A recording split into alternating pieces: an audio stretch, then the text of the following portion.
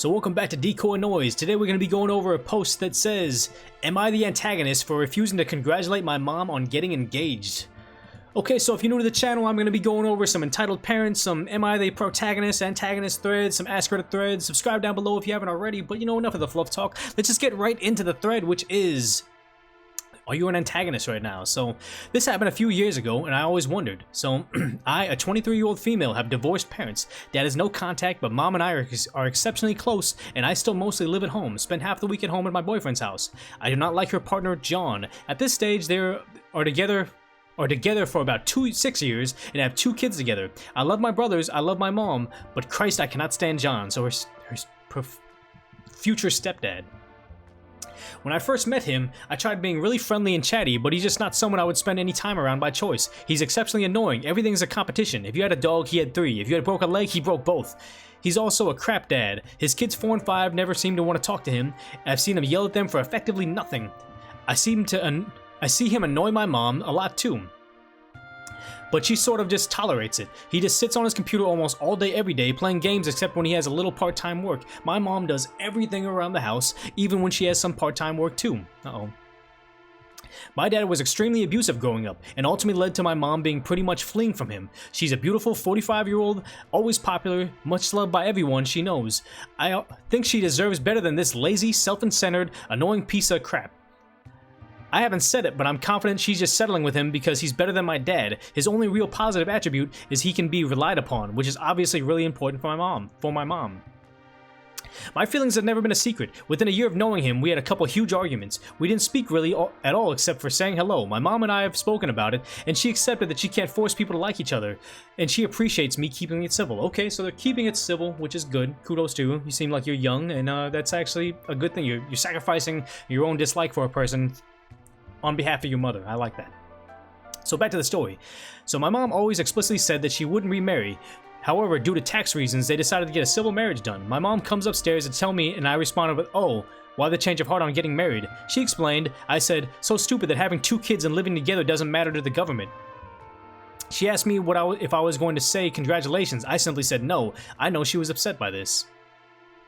However, I will never congratulate her on settling for this man. He's simply not a good person. He's lazy and won't do a thing for my mom unless she asks him to, and he'll complain about it when he does it. He actively annoys her on a daily basis. She'll ask him to stop doing something, like clicking his fingers, and he'll keep doing it, smile at her, and this will repeat until she gets really mad, and insists that he stops. Then he tells her to calm down. Honestly, if they didn't already have kids, I would have told her to find someone better. I will not congratulate her for settling for anybody who doesn't abuse her like dad. My older brother has told me I'm a jerk for not congratulating her, but she knows how I feel, and it seems pointless to lie. You're doing so good so far. Maybe you just lie and you suck it up. Am I the antagonist? Sorry. Just to add, I still acted effectively as maid of honor, helped plan and get her hair done, stood by her side the whole way. I didn't refuse to support her, I just refused to congratulate her, just to address the comments that come up a lot. See, that's the thing, is like, I just decided to be petty.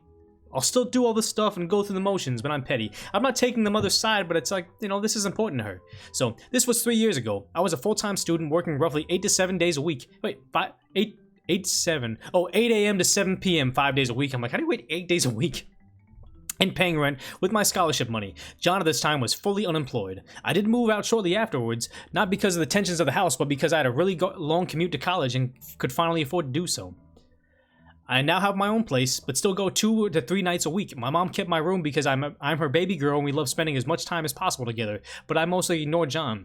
There are no bad vibes in the house and he just ignores me in return, but we'll both acknowledge each other and say goodnight and stuff. We aren't a perfect family, but we are a happy family overall. Okay, that's a good thing. So before we get into the top comments and we get to the controversial comments, just subscribe down below if you haven't already. But honestly, it's one of those things where it's like, I kind of get it from both sides. Mom is just getting by. Daughter, no one's ever going to be good enough for a mother, and I get that. So that's fine.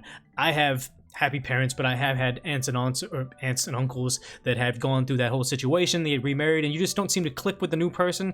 You're cordial with them, but it's not like you're trying to create a conversation with them, and it's like, I don't know, being an adult is sometimes not about being right, but just keeping everybody together. Like, one thing I read about online was like, you know, when somebody's like parents pass away, their grandparents pass away, you don't realize how much the matriarch of the family keeps everybody together. Like if your parents passed away, would you really be in touch with like your aunts and uncles and your brothers and sisters or whatever? And the answer is often no. And the thing is though, is like sometimes being adults, just like, hey, you got to hold on to family because you only get one.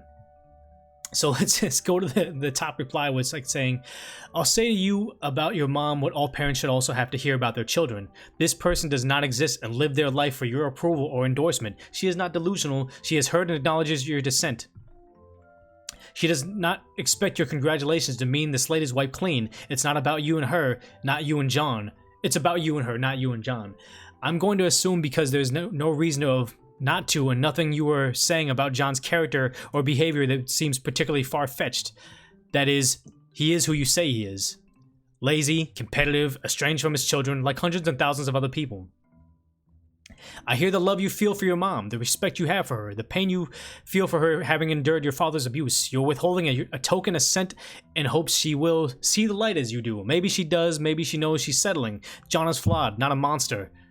And maybe that and his presence and companionship is enough for her. This is not your dilemma to solve. Yeah, that's one thing it would be. It's like, you know, she's getting to the age, they have kids together. What is she going to do? Saying, I can do better. Let me be the alone and miserable and like have nobody in my life as opposed to someone that's less than perfect. And it's like sad to say that people settle and it's like, you know, love the one you're with, not the one you love or whatever. I don't know. I'm getting that one wrong or whatever. But yeah, she's settling. But maybe this is leagues better than the alternative. Back to the story. The love we feel for our parents can be so strange, bittersweet, but potent that it blinds the power we have over them. Again, same as parents over adult children. It hurts to know people well enough to like and love them deeply enough that we know they can do better, can have more. Technically anyway, we're all estranged from our best selves by past history, neurosis, fear and experience. Home truths and a daughter's disapproval are not going to cancel out a person's nature, instincts, and rationalizations. Your objection is technical. You disapprove of this more formal ceremony of marriage. You believe giving what your mother asked for, a phrase she knows is partially insincere, is a lie. It isn't. This isn't rules lawyering. She wants you to acknowledge and accept a choice she's made, and she's asking and soliciting congratulations, the understanding that you won't complain about the new arrangement or make it more difficult for her. Wow, this is a very in-depth, detailed, intricate response right now. I think you know all this.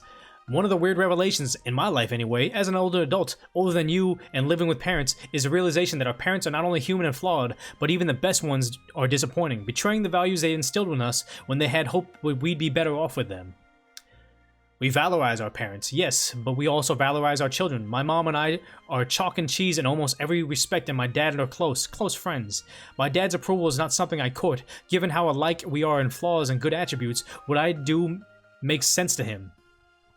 And we commiserate over mutual feelings, celebrate mutual triumphs, emanating, or whatever, from the same impulses, most of them not very healthy. My mom, on the other foot, yearns for my approval, and we are so unalike because our motivations are different, but our egos and pride massive. Until I got older and kinder, I would strategically withhold that approval. It did me and her no good. She was asking for love and promise of support. I regret denying that to her, and try every day to give her what I denied for the sake of my ego and intellect, knowing she was sometimes, maybe even often wrong by my arbitrary standards. And by basking in knowledge, she is too well respected in her social and professional circles, exceptional, talented, unfathomably hardworking, and self-sacrificing. She, in all honesty, deserved better than my dad, me, and my siblings. Oh my god, this guy's going in right now. I don't even know what he's going in on, but I just want to finish this one.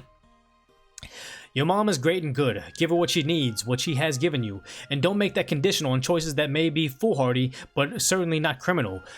You will not change your mind. John didn't hear, doesn't care about what words you withheld, when or why. The only thing punished by this is the relationship between you and your mom. Yeah, that's very true. If you're honest about this is a period in her life where she needs you more than ever. She took a chance and asked for something she knows you have qualms about giving. That's hard to do. Please don't contemplate that. Except your dad. Maybe John. John is not the one who's asking, but the one you're judging, and you were somewhat unfairly casting that judgment on your mother by proxy. Okay, so it's one of those things. That was a long reply, but honestly, it was good to hear that. Honestly, we're just going to be able to get through that top post right there, but let's see. Thanks for that. The OP says, thanks for that well-written response. I can agree with an awful lot of your points. I'll just say that I'm grateful that despite this bump of the road, my mom and I are exceptionally close nonetheless. So it's one of those... Jeez, reading that was bad. So it's...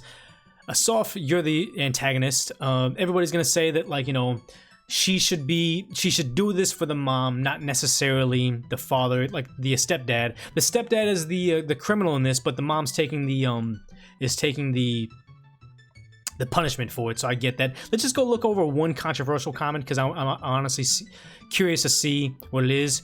You're the antagonist for refusing to congratulate her if you feel like that. You're an antagonist for continuing to live under the roof of someone you have little respect for, like you do or your mother. Okay, so it's just people piling on to her because it's not about the stepfather, it's about the mother. It's about her respecting that and trying to salvage the relationship that you have, saying that it's not a her mom's not perfect and you can't expect her to be perfect. So I get that. I mean, it's kind of good we're going over these am I the antagonist threads or whatever, because we're getting a lot of different things. This is the first time I think we've gone over something where collectively the internet thinks that she's the antagonist. And thank you for the commenters below for telling me that I wasn't protagonist, it's antagonist, and I'm getting that wrong. But I mean, if you made it to the end of the video, we're having a little celebration here. Subscribe down below, leave me a like or comment. Tell me what you want me to do next. This is only done by popular demand, so if there's a subreddit you want me to cover or a particular Ask Reddit thread I should cover, let me know. Check out that video over there, but thanks for hanging out with me for a while.